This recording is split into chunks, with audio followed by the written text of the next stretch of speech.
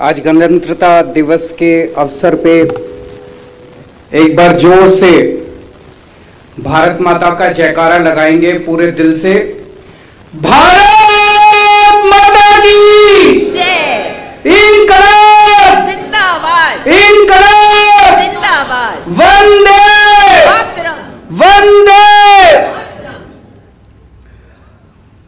सभी देशवासियों को, सभी दिल्ली वासियों को आज गणतंत्र दिवस की बहुत बहुत शुभकामनाएं। दोस्तों, पिछले 2 साल से दिल्ली नहीं, केवल देश नहीं, पूरी दुनिया कोरोना नाम की महामारी से जूझ रही है। पिछले 2 साल से ढेर सारी गतिविधियां बंद पड़ी हैं, बहुत सारे लोग बीमार पड़े, बहुत सारे लोगों की मौत हो गई। देश में ये तीसरी लहर चल रही है अभी कोरोना की, लेकिन दिल्ली में ये 5वीं लहर है और सबसे ज्यादा कोरोना की मार दिल्ली वालों ने झेली है, क्योंकि कोरोना का ये वायरस अपने देश का वायरस तो है नहीं, बाहर से आया और बाहर से इंटरनेशनल फ्लाइट्स सबसे ज्यादा दिल्ली आती हैं। तो जब भी कोई नया वेरिएंट आता है, जब भी सबसे पहले कोरोना वायरस आया, सबसे पहले दिल्ली में आया और दिल्ली के लोगों ने इसकी सबसे ज्यादा मार झेली। लेकिन दिल्ली के लोगों, दिल्ली के ऑफिसर्स ने, दिल्ली के डॉक्टर्स ने जितने अच्छे तरीके से इस पूरी कोरोना महामारी को निपटा है, दिल्ली की जनता ने जिस अनुशासन के साथ, जिस धैर्य के साथ, पेशेंस के साथ इसका सामना किया है, वो वाकई काबिल तारीफ है। आज हम 5वीं लहर से जूझ रहे हैं।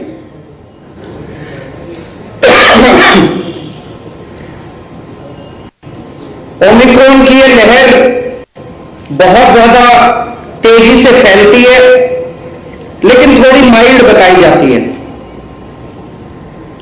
13 जनवरी को लगभग 29,000 के करीब केसेस आए थे। 29,000। जो हमारी सेकेंड वेव आई थी, उसमें भी लगभग मैक्सिमम केसेस इतने ही आए थे। लेकिन जब 29,000 केस भी थे, तब भी हमारे दिल्ली में बेड जो है 2,500 से 3,000 बेड भरे हुए थे। अभी 15 तारीख को मैक्सिमम पॉजिटिविटी रेट आया था, लगभग 30% के करीब। आज की डेट में, आज जो आंकड़े आए हैं, 15 तारीख को 30% पॉजिटिविटी रेट था। 10 दिन के बाद आज 25 तारीख को यह घट के लगभग 10, साढ़े 10 के करीब रह गया है। 20% पॉजिटिविटी रेट कम हो गया है। उसी तरह से केसेस में भी काफी कमी आ रही है। ये एक इस वक्त इस बात का भी नतीजा है कि ओमिक्रॉन वेव जो है वो बड़ी माइल्ड है। दूसरा, जिस वार्ड मिशन के तहत दिल्ली में वैक्सीनेशन किया गया, अगर वैक्सीनेशन किया जाए तो कोरोना का असर थोड़ा कम होता है, माइल्ड होता है। आज हमारे सभी doctors, nurses, medical staff, paramedical staff, officers, सबने मिलकर वैक्सीनेशन में शानदार काम किया है। 100% पूरी दिल्ली को फर्स्ट डोज लग चुकी है। लगभग 82% लोगों को, 82% के करीब लोगों को सेकेंड डोज भी लग चुकी है। मुझे लगता है ये शायद पूरे देश में एक रिकॉर्ड है, पूरी दुनिया में भी शायद रिकॉर्ड है। 82% लोगों को सेकेंड डोज लग चुकी है और अब बूस्टर डोज भी बहुत तेजी से लग रही है। कोरोना जब भी बढ़ता है, हम लोगों को कुछ पाबंदियां लगानी पड़ती हैं, मार्केट बंद करने पड़ते हैं, ऑर्डी बंद करने पड़ते हैं। इकोनॉमिक एक्टिविटीज बंद हो जाती है, स्कूल बंद हो जाते हैं, कॉलेज बंद हो जाते हैं। हम समझते हैं आपको तकलीफ होती है, लोगों को तकलीफ होती है, लोगों की रोजी रोटी खराब होती है, लेकिन आप ये भरोसा रखिए हमारे ऊपर, हम उतनी पाबंदी लगाते हैं जितनी जरूरत होती है। हम नहीं चाहते कि आपकी रोजी रोटी खराब हो, हम नहीं चाहते कि आपकी इकोनॉमिक एक्टिविटीज में किसी भी तरह की बाधा आए, पर आपकी जान जरूरी है ना, आपकी सेहत जरूरी है ना, उसको ध्यान में रखते हुए हमें ये पाबंदियां लगानी पड़ती है। पिछले हफ्ते मेरे पास कुछ व्यापारी आए, उन्होंने सबने कहा कि जो ऑड इवन जो कर रखा है, वीकेंड कर्फ्यू कर रखा है, इससे बड़ी दिक्कत हो रही है। मैंने उनको भरोसा दिलाया, मैंने कहा जैसे ही हो सकेगा हम इसको खोलेंगे। हमने एलजी साहब के पास कुछ प्रस्ताव भेजे, उनमें कुछ प्रस्ताव एलजी साहब ने माने और कुछ प्रस्ताव उन्होंने डेफर कर दिए। मैंने देखा सोशल मीडिया पे कुछ लोगों ने एलजी साहब से नाराजगी जाहिर की।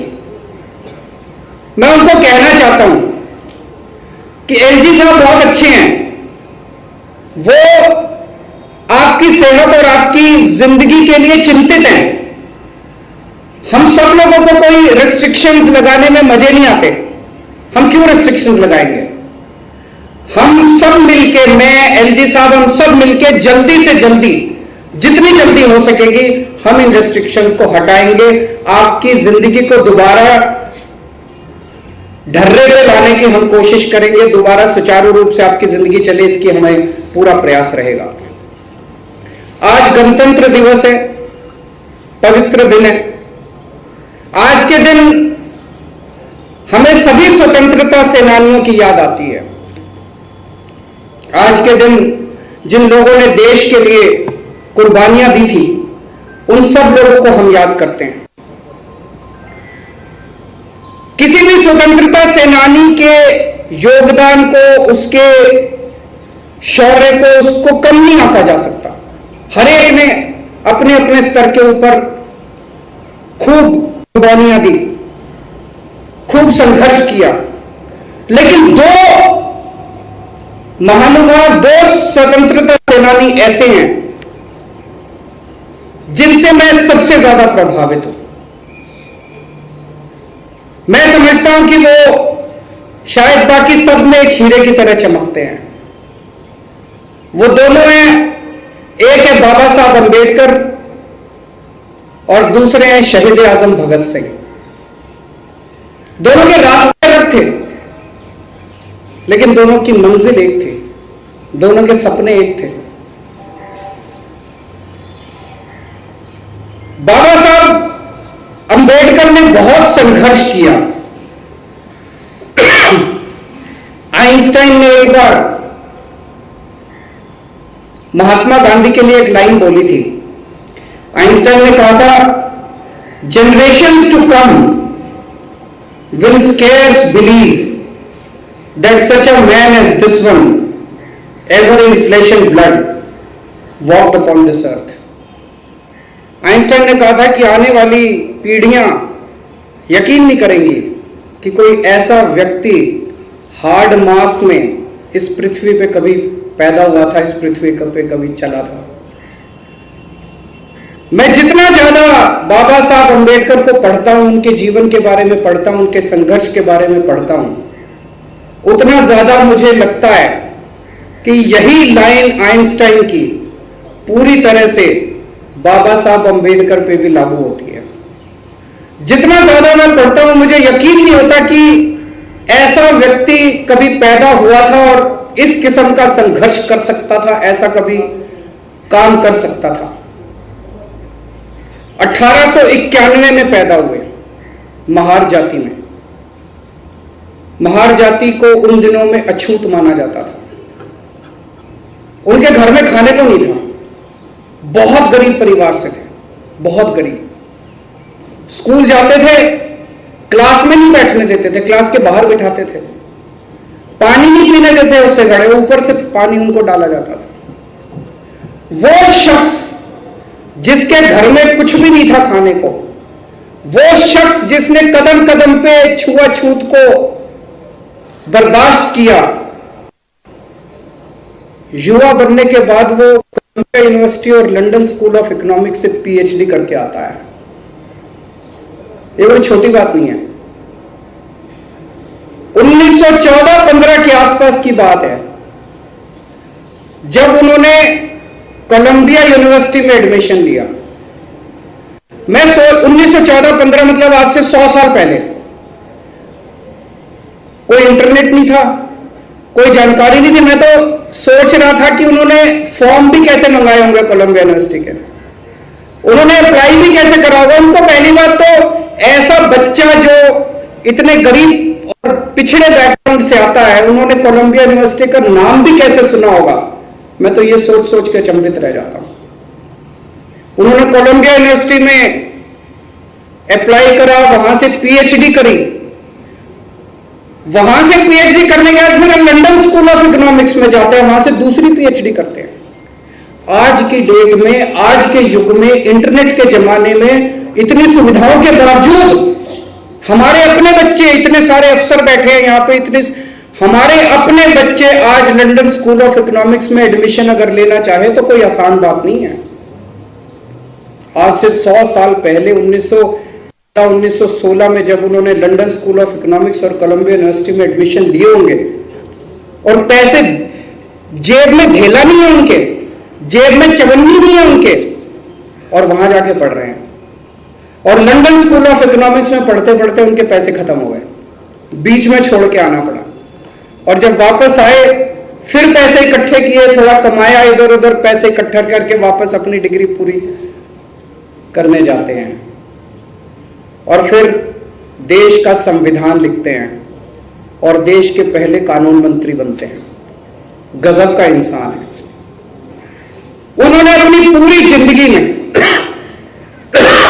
पहली चीज तो यह कि उनकी जिंदगी से एक सीख तो यह मिलती है कि सपने देखो, देश के लिए सपने देखो, तरक्की के सपने देखो, बड़े सपने देखो, छोटे मोटे सपने मत देखो। बड़े सपने देखो, देश के लिए सपने देखो, तरक्की के सपने देखो, विकास के सपने देखो, सबके लिए सपने देखो। इस कायनात की सारी शक्तियां उसके बाद आपकी मदद करने चलती हैं, सब आपकी मदद करते हैं। बाबा साहब का एक सपना था, इस देश के हर बच्चे को, चाहे वो गरीब का बच्चा हो चाहे अमीर का बच्चा हो, थोड़ा पानी मिलेगा,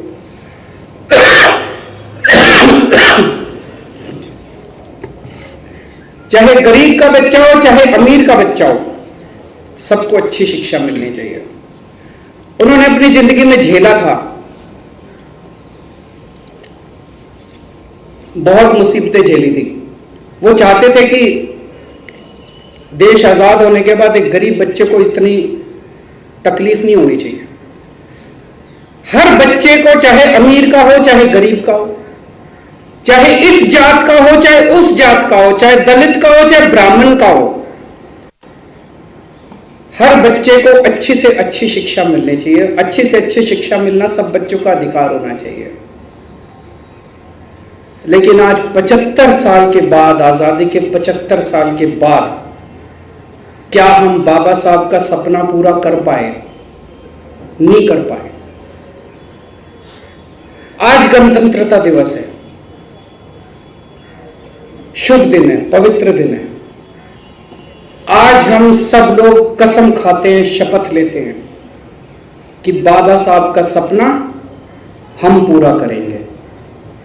बाबा साहब ने जो सपना देखा था कि हर बच्चे को अच्छी शिक्षा मिलनी चाहिए, उस सपने को हम पूरा करेंगे। भारत तभी विकसित होगा जब हर बच्चे को अच्छी शिक्षा मिलेगी।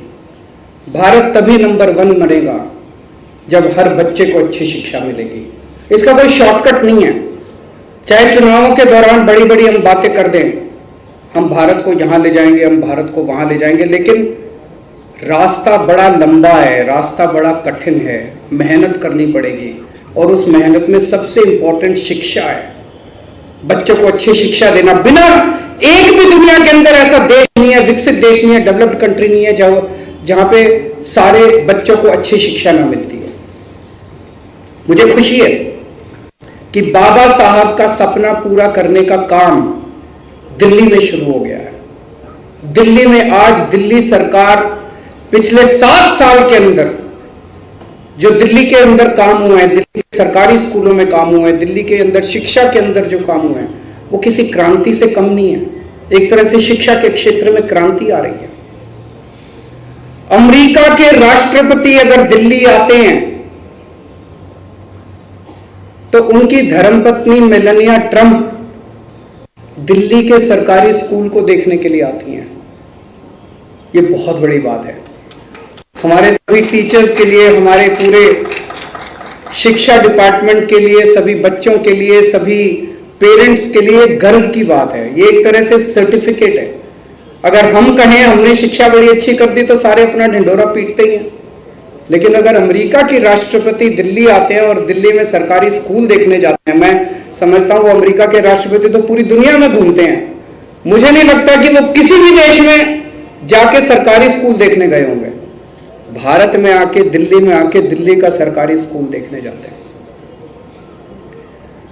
दिल्ली के स्कूलों की ये यात्रा, शिक्षा क्रांति की यात्रा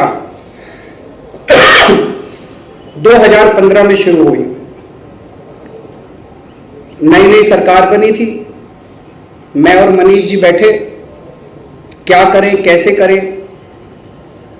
सपना तो था, मंजिल तो थी, रास्ता आसान नहीं था, रास्ता पता नहीं था।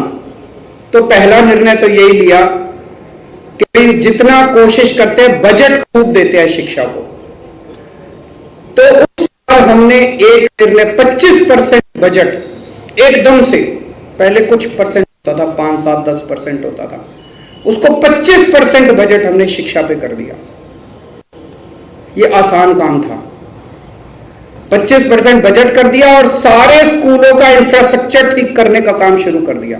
भाई सारे टॉयलेट ठीक करो, सफाई ठीक करो, सिक्योरिटी ठीक करो, पानी का इंतजाम करो, डेस्क खरीदो, ये खरीदो, पूरा बिल्डिंग ठीक करो, सारा इंफ्रास्ट्रक्चर का ठीक करने का काम शुरू किया।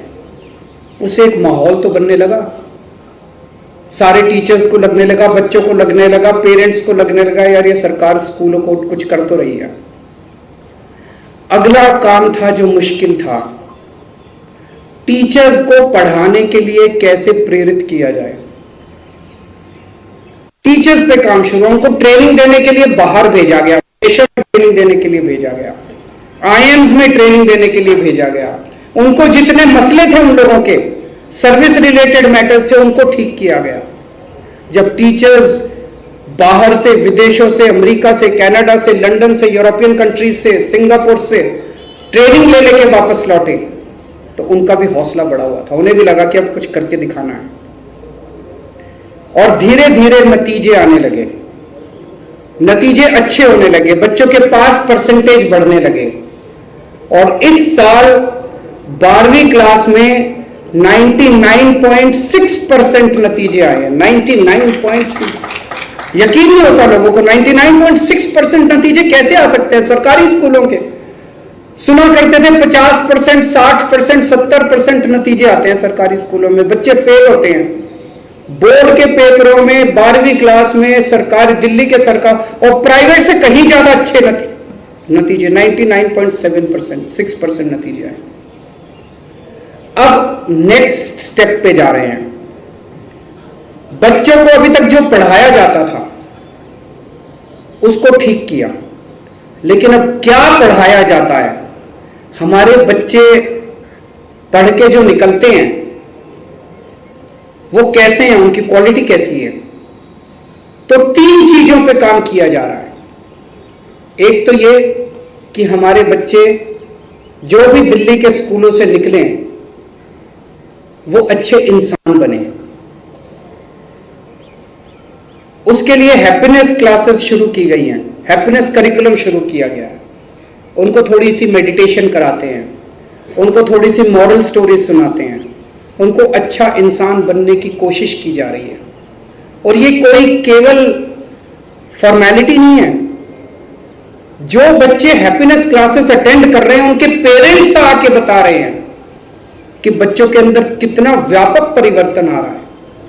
घर जाके वही बच्चे जब अपने पेरेंट्स से बात करते हैं तो आज तक जो बच्चे अपने पेरेंट्स से लड़ा करते थे, अब वो अपने पेरेंट्स की इज्जत करने लगे हैं।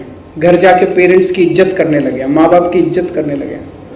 बहुत बड़ा परिवर्तन आ रहा है हमारे बच्चों में। दूसरा काम शुरू किया, एंटरप्रेन्योरशिप क्लासेस। हमारे यहां डिग्री पे डिग्री लेते हैं बच्चे, डिग्री लेने का नौकरी मिलती नहीं है। तो अगर पूरी शिक्षा पूरी करने के बाद भी अगर बच्चा 2 रोटी ना कमा पाए, अपने परिवार को ना पाल पाए, तो शिक्षा का क्या फायदा हुआ?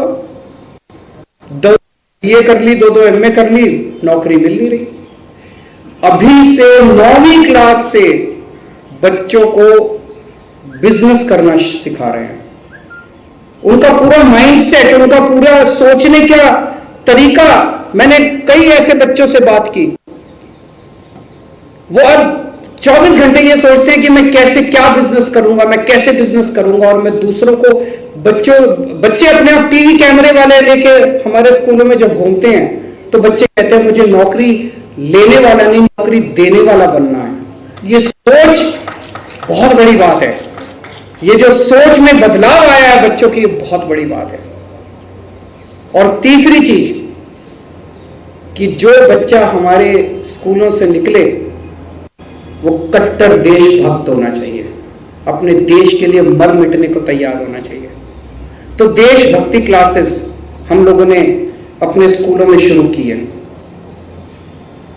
एक और बड़ी बात हुई है, हमने दिल्ली में अपना बोर्ड, स्कूल एजुकेशन का बोर्ड शुरू किया है और उसका टाइप अंतरराष्ट्रीय एजुकेशन बोर्ड जो है, जो पूरी दुनिया का एजुकेशन का बोर्ड है, IB, उसके साथ हुआ है।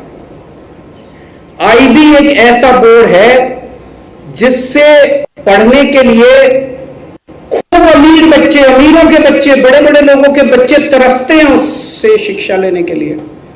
अब दिल्ली के गरीब बच्चे IB की शिक्षा प्राप्त किया करेंगे। ये बहुत बड़ी बात हुई है। दिल्ली में हम टीचर्स यूनिवर्सिटी बना रहे हैं।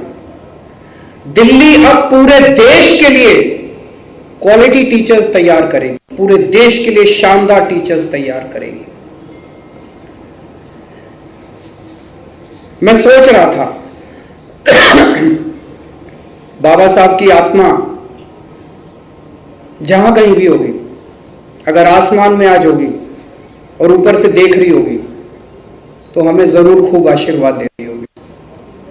मैं सोच रहा था अगर आज बाबा साहब जिंदा होते तो हमें खूब आशीर्वाद देते, हमें गले से लगा लेते।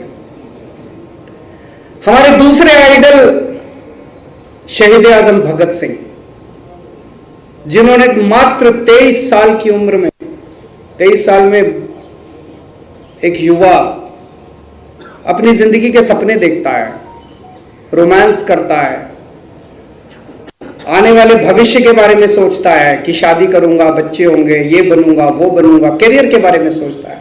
इस बंदे ने अपने बारे में नहीं सोचा। 23 साल की उम्र के अंदर वो हंसते हंसते फांसी पे चढ़ गया। आज किसी भी युवा से बात कर लो, रोंगटे खड़े हो जाते हैं, रोमांच खड़ा हो जाता है जैसे हम भगत सिंह के बारे में सोचते हैं। इन दोनों का, बाबा साहब अंबेडकर का और भगत सिंह का, इन दोनों के रास्ते अलग थे, लेकिन इन दोनों के सपने एक ही थे। दोनों ने सपना देखा था एक ऐसे भारत का जहां सबको बराबरी का अधिकार होगा। दोनों ने सपना देखा था एक ऐसे भारत का जहां भेदभाव नहीं होगा। दोनों ने सपना देखा था एक ऐसे भारत का जहां आपकी सफलता आपकी जाति पर आधारित नहीं होगी। दोनों ने सपना देखा था एक ऐसे भारत का जहां एक गरीब आदमी को यह नहीं सोचना पड़ेगा कि मैं एक बच्चे को स्कूल भेज दूं और दूसरे को कमाने के लिए भेज दूं। दोनों ने सपना देखा था एक ऐसे भारत का जहां हर बच्चे को अच्छी शिक्षा मिलेगी, तो उन्होंने सपना देखा था एक क्रांति का, एक रेवोल्यूशन का। आज वही क्रांति और वही रेवोल्यूशन हम लोगों का भी सपना है। मुझे खुशी है कि चाहे आजादी के 70 साल बाद ही सही, लेकिन दिल्ली के अंदर इन लोगों का सपना अब धीरे धीरे पूरा होने लगा है। आज सवेरे जब दिल्ली के स्कूल खुलते हैं तो उनकी एक क्रांति हर दिल्ली के स्कूल के अंदर जीवंत हो जाती है। आज दिल्ली के हर बच्चे की आंखों के अंदर वो क्रांति नजर आती है। दोस्तों, आज गणतंत्र दिवस के अवसर पे मैं ये ऐलान करता हूं कि दिल्ली सरकार के हर दफ्तर के अंदर, दिल्ली सरकार के हर ऑफिस के अंदर बाबा साहब अंबेडकर और शहीद आजम भगत सिंह की तस्वीरें लगाई जाएंगी। अब हम नेताओं की तस्वीर नहीं लगाएंगे, अब मुख्यमंत्री की तस्वीर नहीं लगानी, अब हमें तस्वीरें लगानी है इन दो महानुभावों की, बाबा साहब अंबेडकर की और शहीद आजम भगत सिंह की। इन दोनों के असूलों के ऊपर हमारी दिल्ली सरकार चलेगी और ये दोनों हम लोगों को हर कदम पे प्रेरणा देते रहेंगे। भारत